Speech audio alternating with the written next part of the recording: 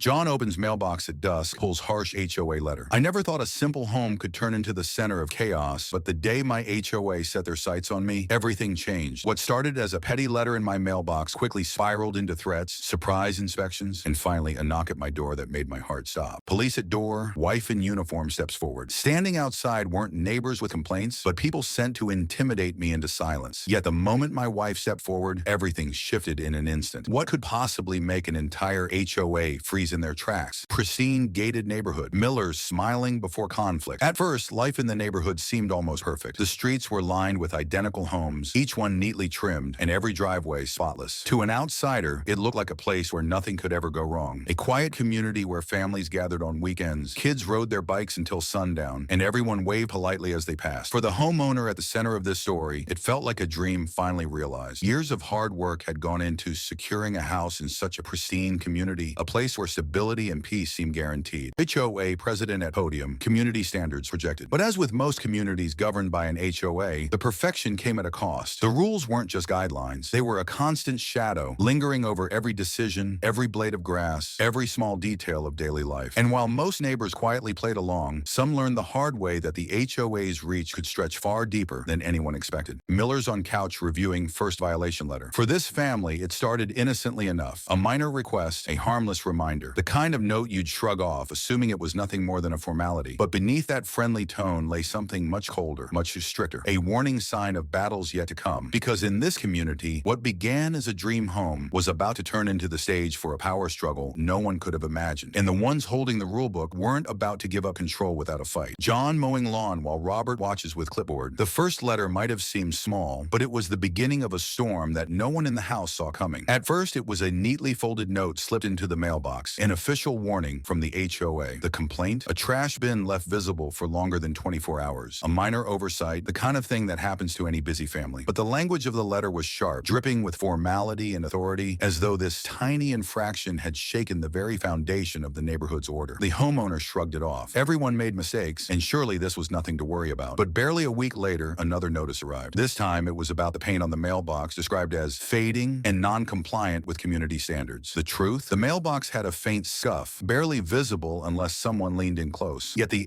HOA didn't just issue a warning, they attached a fine. Small at first, but unmistakable in its message. This wasn't a suggestion. From there, the pace quickened. Notices arrived in a steady rhythm, almost weekly, as though someone had made it their personal mission to monitor the family's home. Grass half an inch too long, a flower pot placed 2 feet too close to the driveway. Even the color of the curtains in the upstairs window, accused of clashing with the aesthetic harmony of the community. Each letter brought with it not only a fine, but an increasing sense of violation. This wasn't about rules anymore. This was about control. At neighborhood gatherings, whispers began to circulate. A board member spotted pacing in front of the house with a clipboard, a neighbor hinting that certain families were being watched more closely for the good of the community. The family could feel the eyes on them. Every time they stepped outside, every time they parked their car, every time they simply tried to enjoy the life they had worked so hard for. Close up, a fine taped to mailbox, violation, grass too long. But the pressure didn't stop with letters and fines. The HOA's tactics began to escalate in ways that felt almost personal. A lawn care company showed up unannounced, insisting they'd been sent by the association to correct violations. Violations the homeowner hadn't even been told about. The family returned home to find warning flags planted in the grass, marking problem areas that no one else seemed to notice. When they questioned the HOA, they were met with cold replies and a firm reminder. Failure to comply could result in legal action, liens, or worse. The bills mounted. Hundreds of dollars in fines, each one tied to rules so obscure that they seemed pulled from thin air. Attempts to appeal were brushed aside with bureaucratic language and smug responses that carried no trace of empathy. And as the homeowner flipped through page after page of citations, one thought grew louder in their mind. This isn't about keeping the community safe. This is harassment. Nighttime, headlights on driveway, John peeks through blinds. The turning point came late one evening when headlights swept across the driveway and a car idled outside the house. At first it seemed harmless, just another vehicle passing through, but it stayed. Minutes stretched on, and the homeowner realized the driver wasn't lost. They were watching. The next morning, another letter arrived, this time citing a supposed violation that could only have been noticed at night. Someone was circling the property after dark, documenting their every move. The sense of safety that once defined the home evaporated. The family felt like strangers in their own space, trapped under the weight of constant surveillance. What had begun as small annoyances now felt like an orchestrated campaign designed to break them down until they gave up or gave in. Lawn dotted with orange HOA flags. John rips one out. Still, the homeowner refused to bow. Each fine was contested, each accusation met with evidence of compliance. But the more they resisted, the harsher the HOA became. A new wave of letters threatened legal escalation. The association claimed the family's actions were destabilizing to the community and warned that failure to submit could result in liens placed directly against their home. It was a battle of endurance, and the HOA wasn't backing down. One by one, the neighbors began to withdraw, no longer waving when they passed, no longer speaking at gatherings. The isolation was crushing. The family who once felt welcomed was now marked, singled out as an example of what happened when you dared to challenge the authority of the board. Then came the most chilling move yet, a notice, stamped and sealed, stating that law enforcement would be contacted if the family continued to ignore directives. It wasn't a suggestion anymore. It was a threat backed by the weight of authority. The HOA was prepared to drag the conflict beyond letters and fines into something much darker. Every sound outside the house felt like a warning. Every knock on the door made hearts race. The power struggle had grown too large to ignore, too heavy to brush aside as neighborly pettiness. This was war, and the battlefield was their own front yard. But what the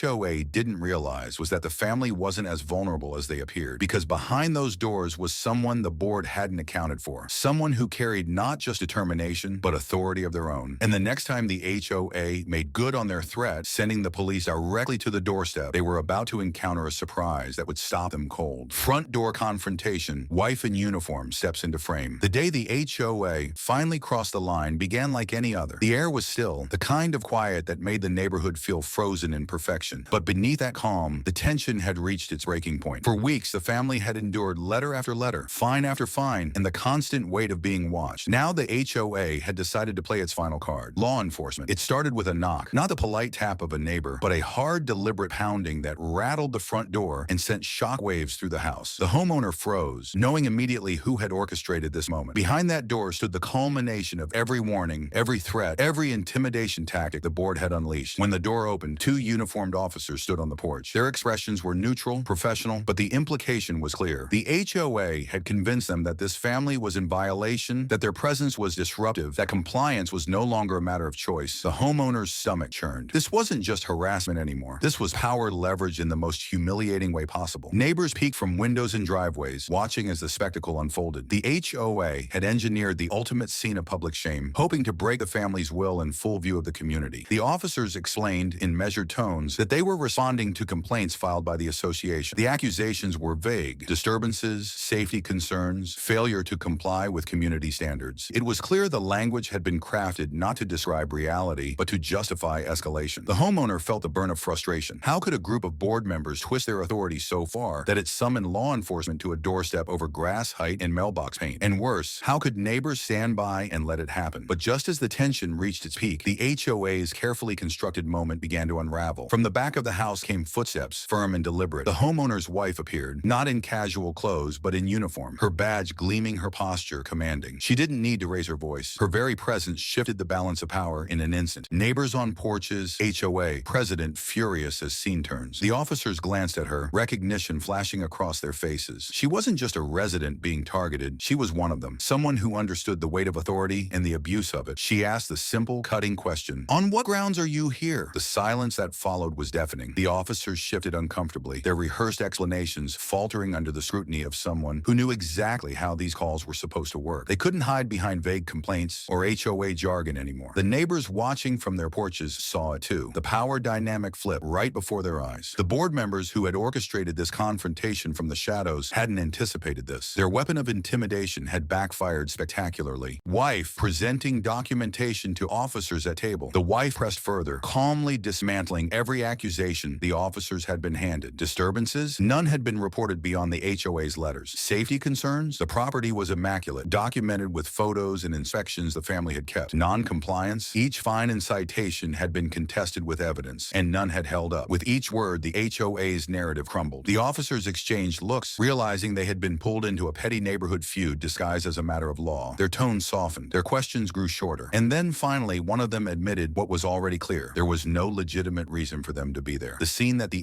HOA had engineered to humiliate the family had instead exposed them. Neighbors who had been too afraid to speak out began to whisper. Some even stepped out of their homes, watching as the officers apologized and turned to leave, their authority intact but their presence wasted. The homeowner stood taller, the humiliation replaced with something else: vindication. The HOA had tried to weaponize the system, to use intimidation and spectacle as a tool of control, control. But in their arrogance, they had overlooked the truth that abuse of power doesn't hold up under scrutiny, and intimidation only works until someone pushes back. But the fallout wasn't finished. As the officers drove away, the HOA president himself appeared, red-faced and sputtering. He had expected victory, a broken family begging for mercy. Instead, he was met with the sight of neighbors murmuring, shaking their heads, their trust in the board fractured. His voice rose, spewing accusations about community standards and the duty of the board. But his words sounded hollow, desperate. No one was nodding in agreement anymore. They had seen too much. The carefully maintained illusion of authority was shattered. The wife turned to him, her voice steady, carrying the weight of truth the community had been too afraid to voice. She reminded him that leadership is about fairness, not control, that power is a responsibility, not a weapon, and that his reign of intimidation was over. The president's face contorted, caught between anger and fear. For the first time, he was the one on the defensive. His authority questioned not just by one family, but by the entire community watching in silence. The climax wasn't just in the confrontation. It was in the shift that followed. The neighbors, once too timid to resist, now had a spark of courage. They saw that the board wasn't untouchable, that the rules weren't absolute, and that intimidation could be defeated. The homeowner and his wife closed the door, their hearts still pounding, but for the first time in months, the weight pressing down on them began to lift. The HOA had played its most dangerous card and lost. The stage was set for what came next. Not just survival, but justice. Because while the officers had walked away, the consequences for the HOA were only just beginning. The family had evidence, documentation, and now witnesses. And the board had made one mistake too many. The climax of the conflict had shifted the story entirely, turning harassment into exposure, intimidation into empowerment. And as the family looked out at the neighborhood that had once felt so hostile, they realized something vital. This fight wasn't just about them anymore. It was about every homeowner who had ever felt trapped under the thumb of unfair rules and unchecked authority. And the battle for justice, though far from over, had finally tipped in their favor. The HOA had sent the police to break us, but instead they had broken themselves. And the fallout that followed would change the community forever. Courtroom, Millers with attorney, judge listening,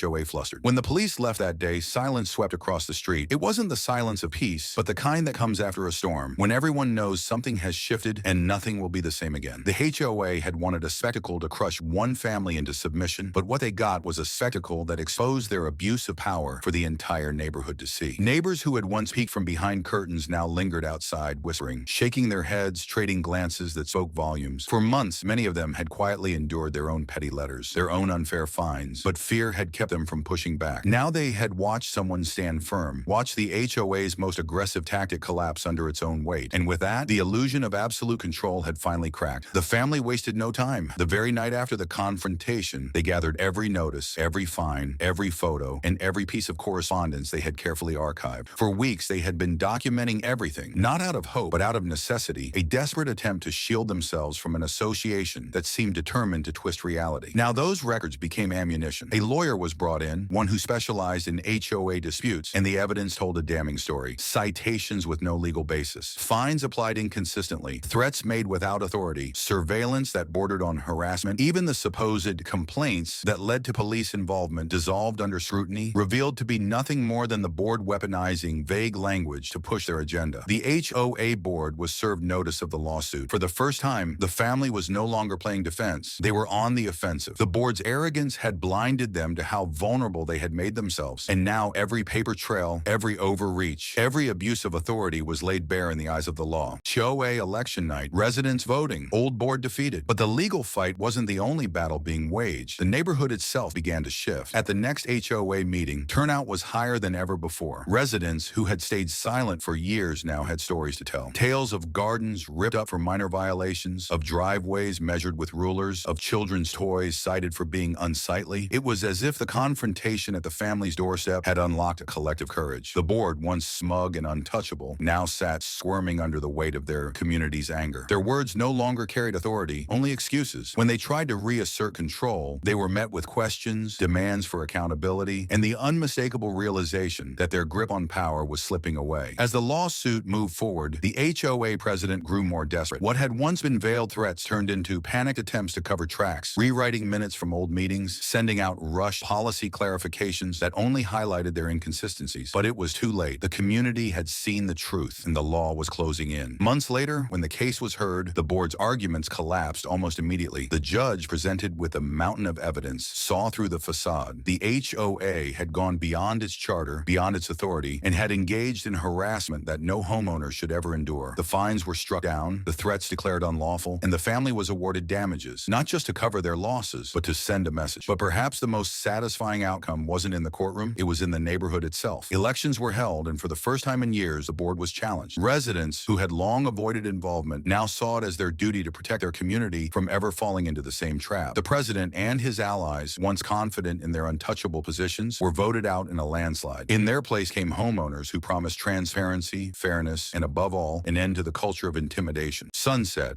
Millers united in front of Calm Home. Neighbors waved. Life in the community slowly began to change. The oppressive atmosphere lifted. Families who once lived in fear of stepping out of line now felt free to enjoy their homes without the constant dread of being cited for trivialities. The new board rewrote the rules, cutting down pages of petty restrictions and focusing instead on genuine safety and upkeep. What had once been a neighborhood defined by fear became one defined by cooperation. For the family at the center of it all, the victory was more than personal. Yes, they had defended their home. Yes, they had stood up to harassment. But more importantly, they had sparked a transformation that touched everyone around them. What had begun as a nightmare of intimidation ended as a lesson in courage and resilience. And yet, even in victory, the memory of the struggle lingered. The knock on the door, the flashing headlights outside, the endless stream of notices. All of it left scars. But those scars carried a powerful reminder. Silence only feeds injustice. Standing up, even when it feels impossible, is the only way to break its hold. The impact of their stand reached beyond just one neighborhood. Other communities heard the story, shared it, and saw in it a ref